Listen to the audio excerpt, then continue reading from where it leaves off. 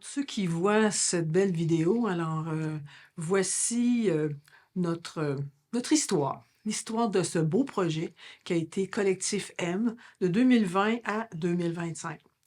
Je vous présente Éric. Éric Plourde, directeur général de la CDC de Lévis, qui a été pour moi l'initiateur de ce projet-là. Moi, je m'appelle Gisèle Camiri, j'ai été l'agente de projet à partir de 2023. D'ailleurs, on va en parler pendant cette entrevue. Alors, tout d'abord, on va parler de l'historique. Alors, l'historique, mais comment ça a débuté, d'où ça vient? Alors, Éric, en 2020, on est en pleine pandémie, on a plein de messages qui viennent d'un peu partout. On dit aux aînés, restez chez vous. Puis toi, tu as décidé de t'intéresser aux aînés. Comment ça? Bonjour Gisèle, bonjour à tout le monde. Écoute, ça s'est pas tout à fait passé de même, ce serait une belle OK. histoire de cette façon-là. OK. Écoute, effectivement, on avait cette situation-là qui avait lieu. La façon dont ça s'est passé, donc il y avait eu un appel de projet de la part de l'IVPSA. C'est qui ça, l'IVPSA? Écoute, tu vas m'aider avec l'acronyme, là. OK. L'Institut sur le vieillissement Et la participation sociale. des aînés. Voilà. À deux, on y arrive. Merci. Donc, il y avait un appel de projet pour ça. Et puis, c'est un collègue à l'époque, le directeur de Convergence, Convergence Action Bénévole, Thierry Durand, qui a vu passer cet appel-là. Donc, il m'a interpellé parce que le libellé de l'appel d'offres était de nommer, en tout cas, de préparer un projet qui visait à travailler sur l'isolement des personnes aînées, mais à travers un impact collectif. Oh, impact collectif. Oui. Voilà, ça a été le mot-clé, disons, pour l'implication de la Corporation de développement communautaire. Ceux qui connaissent peu, on est un regroupement de près de 70 organismes communautaires sur le territoire lévisien. Mm-hmm. Donc, pour nous, ces notions-là d'impact collectif, c'est quelque chose avec lequel on travaille régulièrement. À ce moment-là, il n'y avait pas vraiment d'espace d'échange, là, en tout cas, peu ou sur les thèmes aînés. Il y avait des organismes qui travaillaient de façon très pertinente là, puis engagée. La Maison des aînés, qui est maintenant la Maison des loisirs 50+. Donc, différents regroupements, organisations qui travaillaient auprès de ces thèmes-là, mais il n'y avait pas d'espace collectif pour échanger là-dessus. Puis quand vous avez eu le OK du projet, parce que vous avez rédigé ça, je pense, ensemble, en ayant les objectifs qui étaient décrits un peu qu'on voulait atteindre. Je pense que de ce que j'ai lu de l'IVPSA, c'est qu'on voulait des laboratoires vivants. Donc, des communautés qui se prennent en main puis qui essaient de trouver des solutions aux problèmes, dans le fond, d'isolement des aînés, de l'exclusion un peu des aînés de l'espace public. Comment tu as abordé le sujet quand le projet a été décidé? Ça a été quoi votre stratégie de départ? Écoute, d'ores et déjà pour présenter le projet, on a fait un appel à tous, on a fait quelques rencontres pour identifier collectivement avec certains des acteurs là, que je n'ai pas nommés, mais les organisations, quels sont les enjeux là, qu'on aimerait adresser. Donc, on a fait ces exercices-là de façon un peu improvisée pour faire notre demande là, à l'appel d'offres. Donc, il y avait déjà l'esprit du collectif qui était présent. OK. Suite à ça, donc quand tu dis je ou nous, on a commencé dès le début à parler au nous. On voulait que cette proposition-là... Qui était là autour de la table? Écoute, donc, il y avait la Maison des aînés, il y avait la QDR, il y avait certains services d'entraide qui avaient été interpellés sur le sujet, Société d'Alzheimer, plusieurs des groupes qui sont encore autour de cette proposition-là, Convergence, effectivement. Donc, ces différents acteurs-là qui avaient été sollicités. Il y avait seulement des organismes communautaires? Il y avait des gens de la ville qui étaient là. Je te dirais peut-être pas lorsqu'on a construit l'appel d'offres, mais par la suite, lorsqu'on a reçu, donc comme tu le mentionnais, l'aval là, de l'IVPSA et puis le financement qui venait avec. Là, on s'est dit, là, on fait une grande messe. Là, on invite tout le monde à la messe. Donc, les gens de la santé publique, les organisateurs communautaires, des représentations municipales également, dans les volets de développement social. Donc, on est allé largement dans notre invitation. Il y avait également aussi, j'ai oublié de mentionner, la coopérative des services Rive-Sud. Oui. Il y a des entités qui travaillent de près avec les clientèles aînées qui ont été interpellées. Donc, on voulait vraiment avoir les perspectives d'un peu tout le monde là, sur le travail qu'il y avait à faire. Là. Mais au départ, aviez-vous un objectif de faire émerger des enjeux ou bien ce sont les participants qui ont, parmi leurs préoccupations, ont fixé quels étaient les enjeux prioritaires? Ben, comme je le mentionnais, on a effectivement eu, lors de la demande, de façon improvisée, on a fait des rencontres, on a nommé des enjeux qui semblaient être des évidences, des grandes lignes d'enjeux. Ce qui était important pour les VPSA, c'était beaucoup l'approche, la notion d'impact collectif. Donc, du travailler ensemble puis de la mise en commun des connaissances et des ressources. Donc, dès le début, lors de ces rencontres-là, ce qu'on s'est mis à faire, on s'est dit, ben, pour comprendre les enjeux, pour comprendre qu'est-ce qu'on a comme force vive sur notre territoire, on doit d'emblée faire un portrait. Donc, le groupe s'est tout de suite lancé avec l'accompagnement. On a engagé une firme externe qui s'appelle Vote pour ça. Et puis, avec eux, on est allé sonder les personnes aînées. On est allé sonder les organisations qui travaillent auprès des personnes aînées pour identifier des enjeux qui étaient multiples et puis qu'on a réunis, là, je fais ça de façon très succincte, mais qu'on a réussi en des axes de travail qui étaient représentatifs des enjeux qui nous avaient été présentés. C'était quoi les principaux que tu avais trouvés? T'en Il rappelles-tu? y a la mobilité, l'axe de la mobilité. Transport, bien sûr. Il y avait littératie. On parle de littératie fonctionnelle, de numératie également, qui nous a amené vers des thèmes de fracture numérique. Les personnes aînées, on le voit, qui sont amenées ou qui sont peut-être obligées à consommer de plus en plus à travers les espaces virtuels, tout ça. Donc, c'est pas évident, ces transitions-là. C'est des transformations sociétales qui se font d'une façon extrêmement rapide. Puis il n'y a pas toujours les outils là, qui suivent ça. Donc, le volet transport. Mobilité, toute la mobilité transport. Il y avait un enjeu, je pense, au niveau de l'accompagnement. Exactement. L'accompagnement au niveau citoyen, au niveau de différentes ressources, que ce soit pour les taxes, pour gérer ses documents à la maison. Ça, c'est un peu de soutien civique. On a nommé ça soutien civique. Puis c'est devenu important dans le sens où on l'a nommé tout à l'heure. L'appel de projet visait non seulement l'impact collectif, mais parlait de l'isolement des personnes aînées. Effectivement. Donc, il y a plusieurs personnes aînées qui sont à la maison, qui ne côtoient pas nécessairement les organismes communautaires ou les organismes qui viennent en appui dans leur offre de services et puis qui sont un peu démunis face à certaines responsabilités ou tâches du quotidien qui sont plus difficiles à accomplir. Voilà, etc. Donc, ça a été comme le lancement. Donc, on est maintenant à l'époque 2021-2022. Qu'est-ce que vous avez fait de toutes ces données-là? Encore une fois, donc, on avait un portrait. À ce moment-là, on avait une photo. On s'est dit, il faut transformer ça en action. Donc, on a transformé ces éléments-là qu'on a identifiés, dire maintenant qu'on a compris quels étaient les enjeux dans les détails ou dans des axes plus larges, on avait aussi, on était amené à identifier quels sont les acteurs qui peuvent être contribués, qu'ils ont des leviers en ressources humaines, qu'ils ont des leviers financiers. On se dit, il y a peut-être des initiatives existantes sur notre territoire qui sont peu connues, qui mériteraient d'être mieux connues. Est-ce qu'il y a des choses à construire? Donc, dès le début, il y avait ce souci-là aussi de ne pas répliquer, dupliquer. Oui. Il y avait déjà tout un réseau d'organisations communautaires qui offraient certains services. Donc, on se disait certains services, parfois, pouvaient être bonifiés, pouvaient être enrichis d'une collaboration. Donc, tout ne passait pas nécessairement par l'argent ou du financement. Oui. Encore une fois, je reviens sur la notion d'impact collectif. On s'est dit, hey, si on met toutes nos billes au centre de la table, on peut peut-être voir une façon plus intéressante, efficiente, au service des populations d'arrimer notre travail puis la façon dont on travaille. À l'opposé de ça, ça aurait été de prendre le budget puis de répartir le budget entre les organismes, en voulant dire améliorer vos services. Exactement. Et puis je vous dirais que cette façon-là de travailler, dorénavant, je n'entrerai pas dans les grands détails, mais dans la ville de Lévis, on travaille des notions de chantier, donc d'adresser certains enjeux de cette façon-là, de façon multisectorielle, avec des expertises partagées.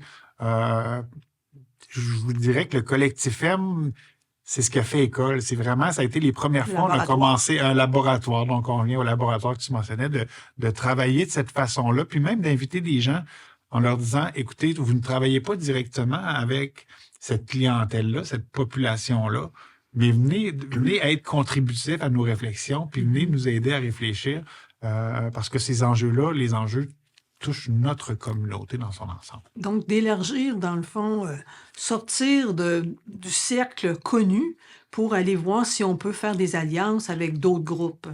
Donc ça, c'est vraiment innovateur parce que les gens dans le milieu communautaire, c'est plutôt des chapelles.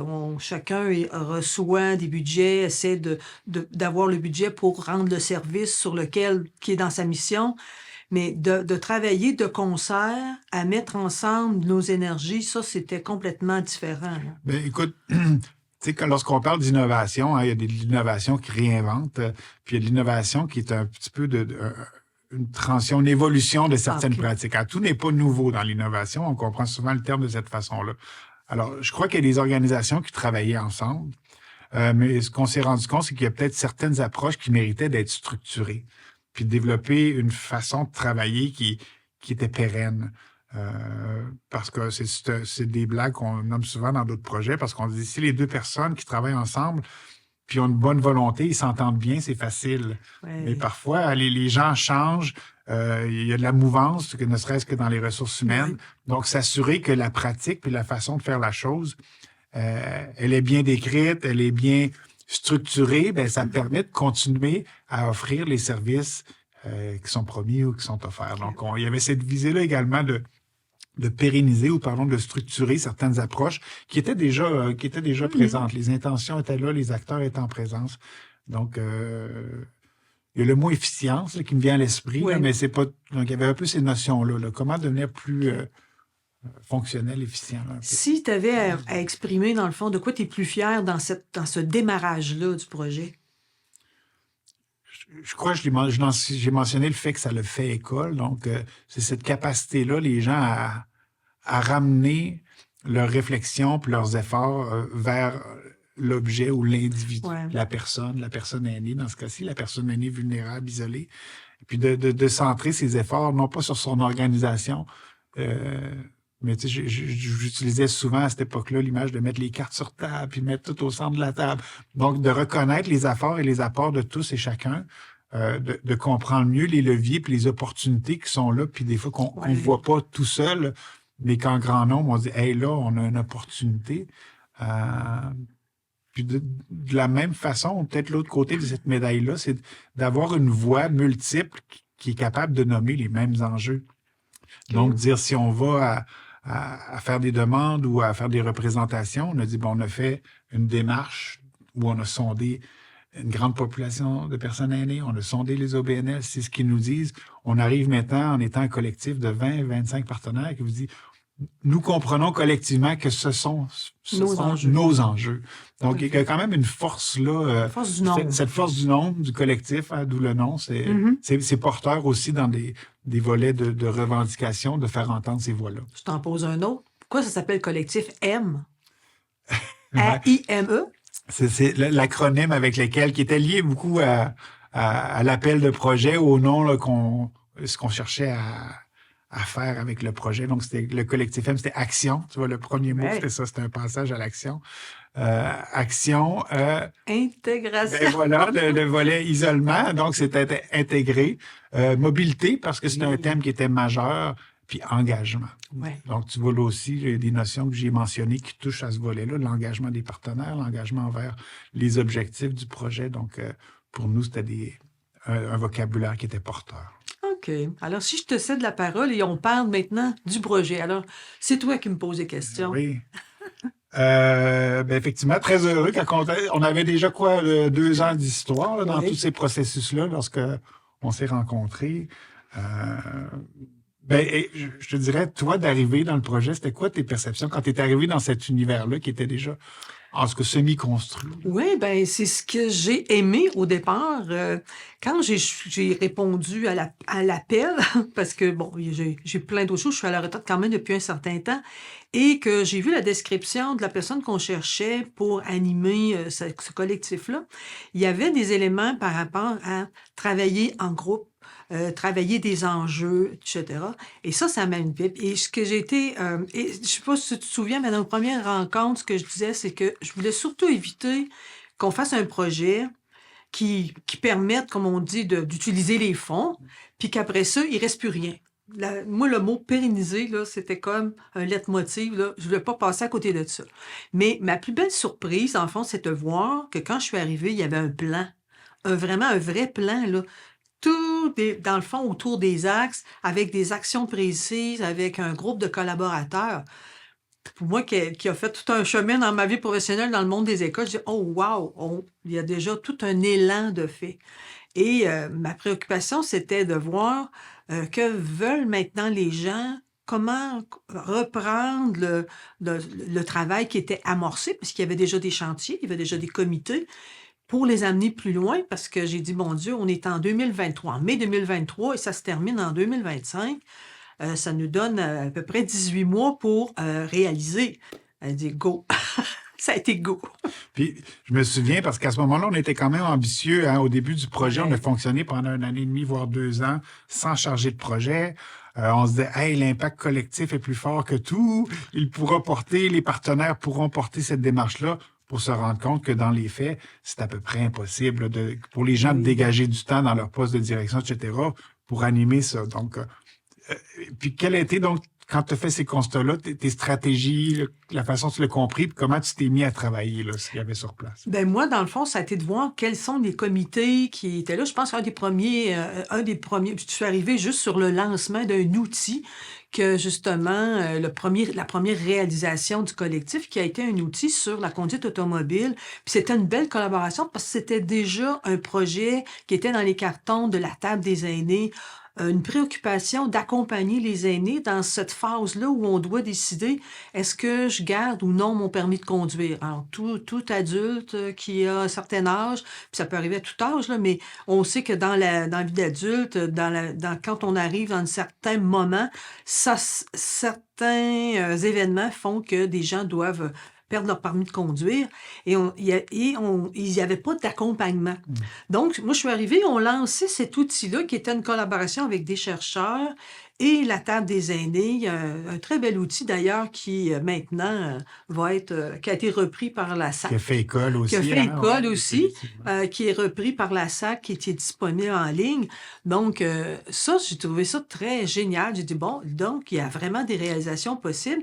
Et au premier comité de transport, il y avait déjà une initiative qui était sur la table. On avait déjà approché la STL, la Société de transport de Lévis, parce que en discutant avec eux, ils avaient un objectif, eux, d'aller vers la clientèle aînée. Et nous, on disait, il faut rendre les aînés plus mobiles. Donc, nos objectifs se sont rencontrés et avec la STL, on a eu d'excellentes rencontres. Le directeur, Monsieur Lévesque et ses collaborateurs nous ont donné de leur temps, mais on a pu échanger entre professionnels sur notre vision, comment être capable d'aborder l'aîné, comment l'aider à devenir un utilisateur. Et ça a été une super belle expérience parce que ça nous a mené à des ateliers où le groupe du service à la clientèle a développé vraiment une expertise. Puis quoi de mieux que de les présenter à des groupes qui sont déjà dans une RPA. Et on a fait la présentation et ça a été un vrai succès. Tout de suite, dans les premières rencontres, une trentaine de personnes se sont présentées et ce qui était absolument agréable, c'est que à la fin de l'atelier, les animatrices partaient avec le groupe et faisaient vraiment la tournée avec l'autobus. Donc, pouvaient poser les questions, pouvaient voir tout ça. Et c'était de voir l'émerveillement de ces personnes-là, de dire « Oh, wow! Je peux laisser ma voiture au stationnement et profiter du transport en commun, et de pouvoir même prendre une correspondance pour aller sur la Rive-Nord, aller à l'hôpital, aller au centre d'achat, aller visiter des amis, aller à un spectacle. » Alors, ça, c'était la première belle expérience. Et tout de suite, dans l'automne, on a fait plusieurs visites.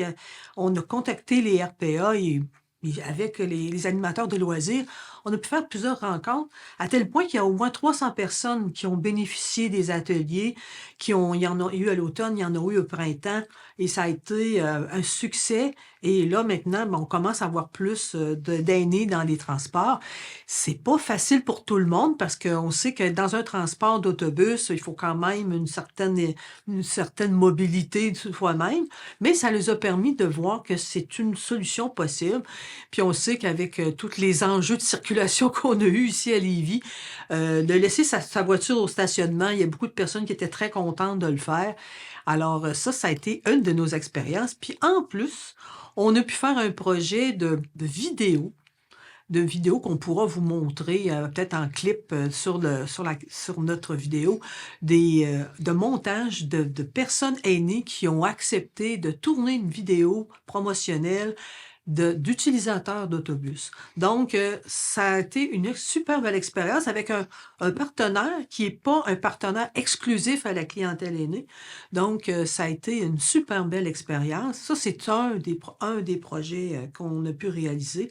Mais c'est ça, dans tous des petits comités, comme c'était le comité de soutien à domicile ou de soutien civique, où on a travaillé sur une trousse pour accompagner les organismes communautaires dans comment on s'y prend pour bien offrir dans la sécurité des intervenants et des utilisateurs un service, donc parce qu'on entre chez les personnes, là, on offre un service, exemple, pour s'occuper de leur courrier, les accompagner Ouais.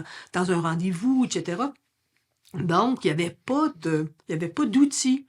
Donc, c'était déjà dans les préoccupations. Donc, l'organisatrice communautaire qui était là à l'époque, Mme Deschaines, s'est proposé de l'écrire et on a fait des recherches pour le compléter.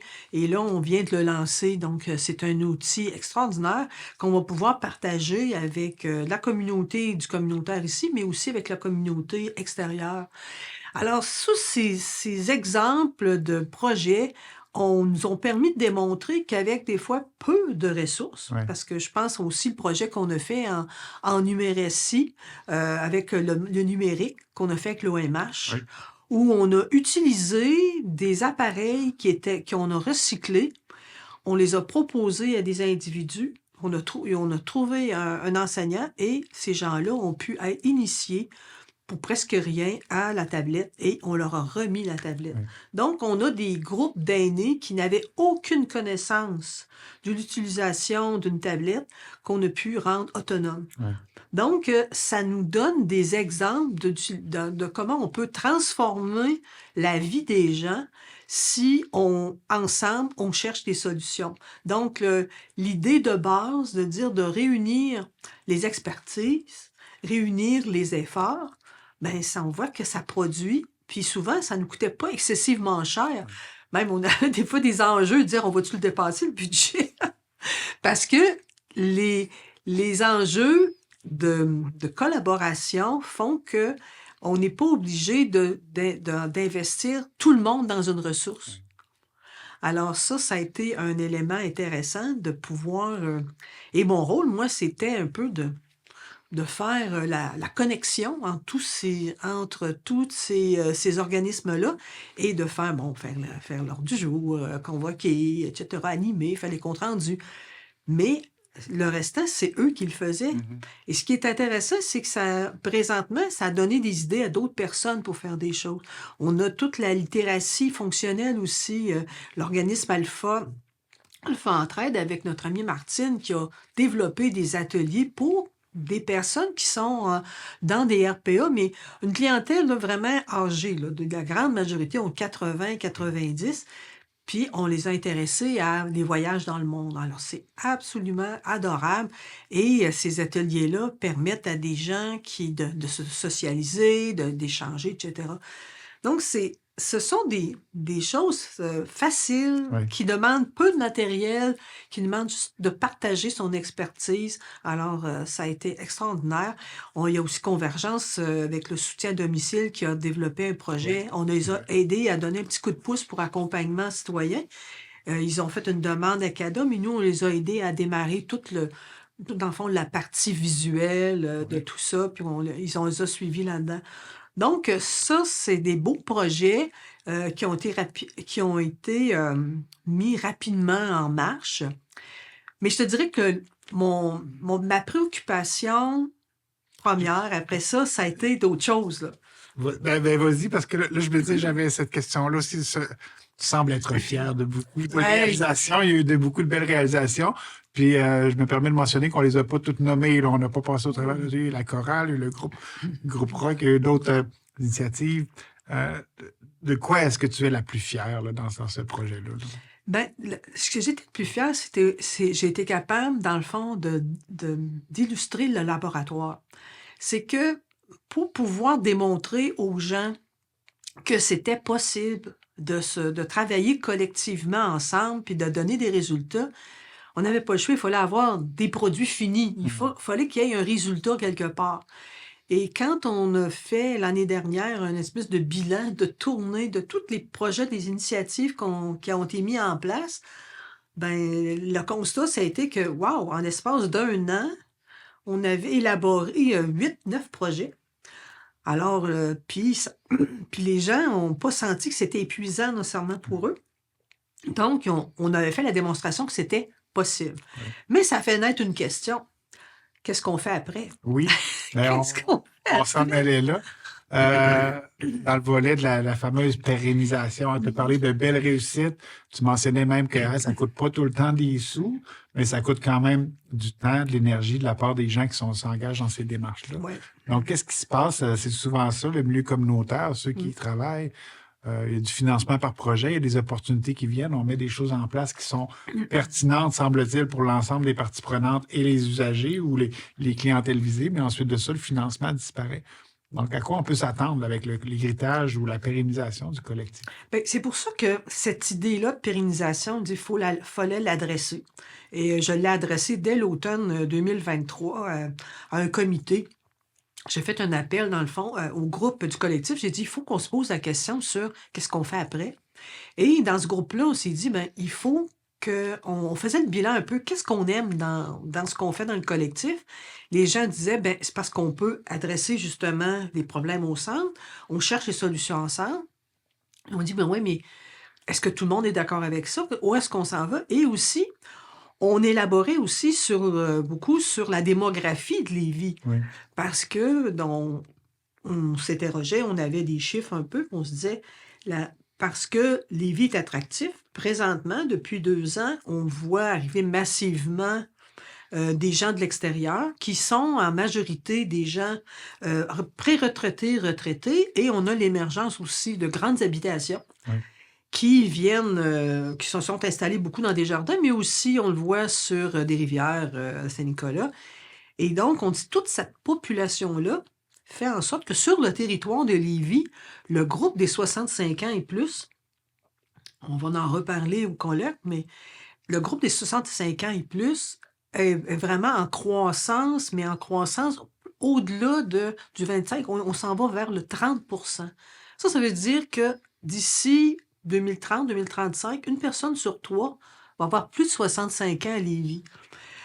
Ça nous adresse quelques enjeux, entre autres parce que les services communautaires, ben, ce sont des services.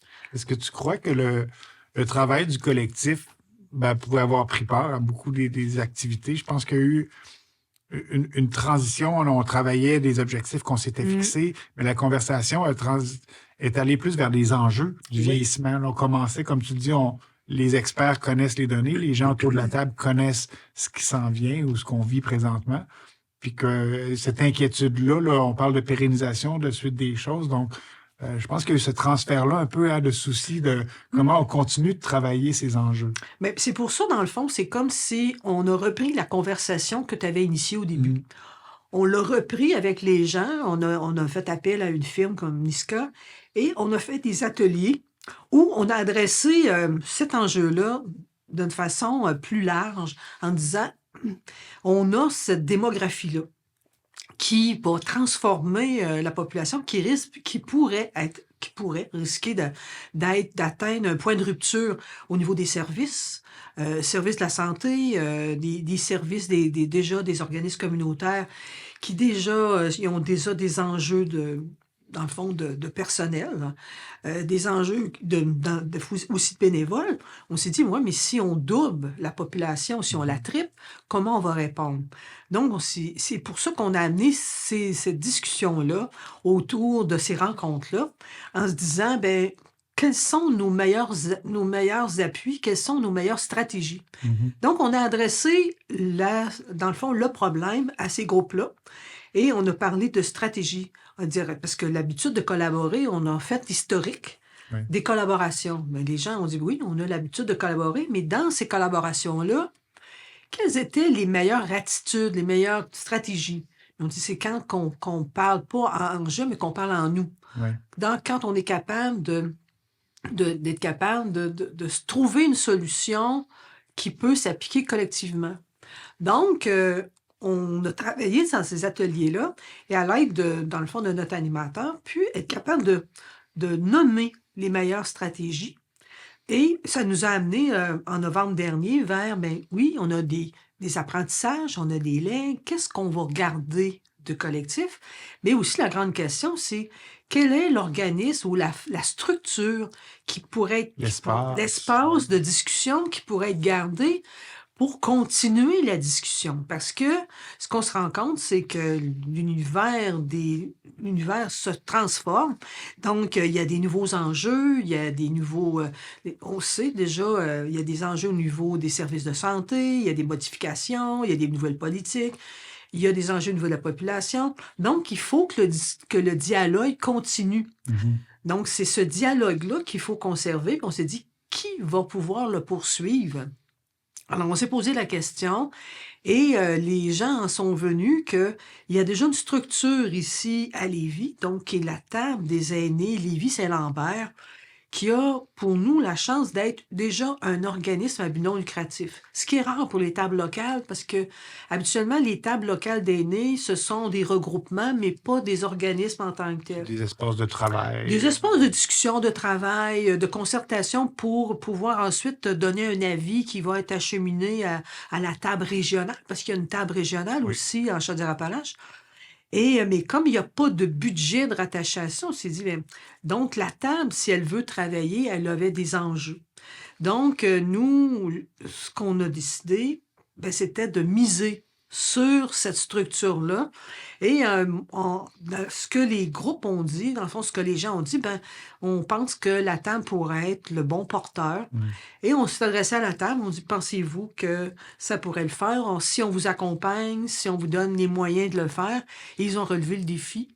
Alors, présentement, là, on est à la veille de terminer et on a des très bonnes nouvelles parce qu'il y a déjà une AGA spéciale qui s'annonce de la table pour nous dire qu'ils ont travaillé sur cet enjeu-là avec même un consultant et ils arrivent maintenant à une solution. Alors, pour moi, là, si j'avais de quoi à dire que je suis plus fière, c'est que vraiment, on a réussi à démontrer que ce qu'on avait fait dans le projet, ça peut vivre après, puis ça a transformé cette table-là, parce que ce que je vois, ce que j'ai lu dans la planification, c'est que on a les éléments porteurs qui étaient dans le collectif, donc cette espèce de synergie de travailler en équipe, de mettre en commun les solutions, de travailler de concert avec les organismes déjà en place pour trouver des solutions ensemble, c'est possible et ça ouvre la porte, moi je pense, à un avenir intéressant.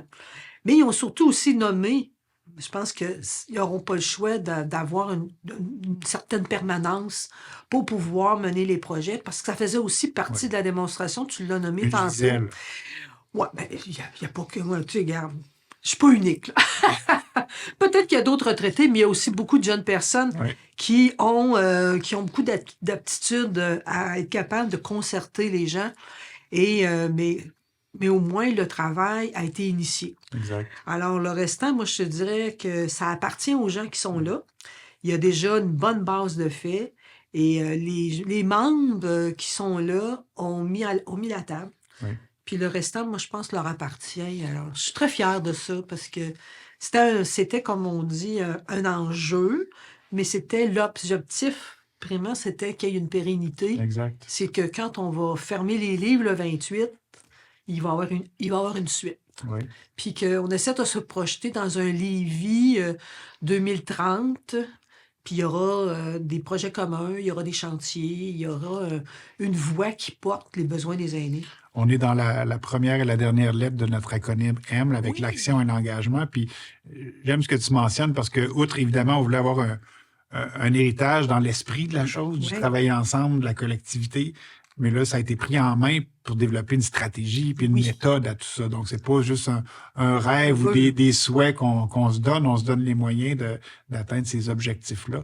Puis, étant donné que c'est une capsule qui rend hommage un peu aux gens qui ont contribué, là, on les a pas tous nommés, mais Ah oui, il y en a l'ensemble des énormément. gens, là, tu sais, tantôt, on a parlé de la CDC ou tout ça, mais les vrais acteurs, c'est toi, entre autres, Gisèle, qui a travaillé très Oui, fort, puis tous les acteurs qui ont contribué, puis de mentionner aussi l'accompagnement de l'IVPSA, là, oui, l'Institut des gens absolument, de l'Université Frédéric, Laval, etc. Ouais, tu sais, qui nous a accompagnés, puis c'était vraiment intéressant d'avoir ces connaissances-là, ces absolument. expertises-là qui nous accompagnaient sur le terrain, là. Oui, puis c'est là qu'on s'aperçoit que l'idée de travailler aussi avec les chercheurs, Mhm. c'est de, puis c'est une façon aussi d'aller vers tout, moi j'appelle ça de renouveler les connaissances, parce que les organismes communautaires avec leur mission sont souvent très happés par le service. Oui. Et c'est au quotidien, les demandes sont énormes, il y a des enjeux de personnel, il y a des enjeux de budget, etc. Mais au-delà de ça, quand ils sont dans ces espaces de discussion-là, ben là, on amène des nouveautés, on amène d'autres visions, on partage aussi des expertises qui viennent de d'autres groupes, dans d'autres Mm. régions, parce que tout le monde vieillit au Québec également, là, je veux Oui. dire. Mais il y a des gens qui ont des idées. Alors, de le partager, de le voir dans certains webinaires, etc., ça vient nourrir. Fait qu'on n'est pas obligé d'inventer la roue chacun de notre Mm. côté, on la partage. Ouais. Comme nous, on va partager plein d'outils qu'on a développés. Alors, moi, je trouve que c'est une autre vision. Au lieu de travailler en vase clos, on ouvre. Puis On ouvre ça. qu'est-ce qu'on souhaite? On parle d'ouverture. Qu'est-ce qu'on souhaite pour la suite des choses? Ben, moi, je souhaite à ce moment-ci que moi, je continue de vieillir à Lévis, donc je suis déjà une citoyenne de Lévis, qu'on continue de Je t'accompagne chercher. là-dedans, là. Ben Moi oui, aussi, je nous continue. vieillissons à Lévis. Mais ce que je souhaite, c'est qu'on continue d'être inclusif, mais qu'on fasse beaucoup aussi d'échanges, on arrête de penser la société en groupe, mais qu'on ait une société complète, que les aînés, c'est pas un groupe. C'est des personnes à différents stades de la vie. Alors qu'on vienne de naître ou qu'on soit à 100 ans, parce qu'il y a des gens de plus de 100 ans ici à Lévis, ben, on est dans un stade. Et il y a des moments où on a besoin d'un peu d'accompagnement, qu'on a besoin de plus de services, puis il y a d'autres moments où on peut rendre service. Et la communauté, pour moi, c'est une façon aussi de répondre aussi aux besoins. Alors, faut un peu revenir à la communauté, dire, ben, si moi je me préoccupe de mon voisin, ben, si je lui évite une chute parce que je suis allé déneiger son perron, ben, viens de faire un geste pour ma communauté. Alors, c'est de ramener cet esprit-là. Puis moi, je pense que l'intergénérationnel a beaucoup à apprendre Mm. et à gagner de pouvoir travailler comme ça. Puis il y en a déjà d'initiatives intergénérationnelles. Je vois déjà Écolivre qui fait lire et faire lire. Il y a la maison des maisons de la famille où il y a aussi de l'aide aux devoirs. Il y a des organismes, il y a des aînés qui font de l'aide aux devoirs Oui. aussi, qui sont regroupés en organismes. Donc, l'intergénérationnel, ça a toujours sa place et c'est là-dessus qu'on devrait tabler pour combler les besoins parce que on sait, si on veut ralentir moi, on appelle ça la dégénérescence cognitive des gens, le facteur qu'on a appris dans les recherches, le facteur majeur, c'est l'isolement. Donc, moins les gens sont isolés, ben, plus ils sont actifs, plus ils vont rester des gens Exact. Des contributeurs, des les aînés. contributeurs. Alors moi, je pense beaucoup aux aînés, surtout aux nouvelles personnes qui sont sur le territoire des Lévis, comme des contributeurs aussi, parce qu'on a tout avantage à aller au-devant d'eux, puis à les réseauter avec nous, puis leur faire connaître Lévis, le Lévis communautaire, puis de partage, etc. Alors, on se souhaite un bel avenir, Oui, peu importe où on sera dans Lévis. oui.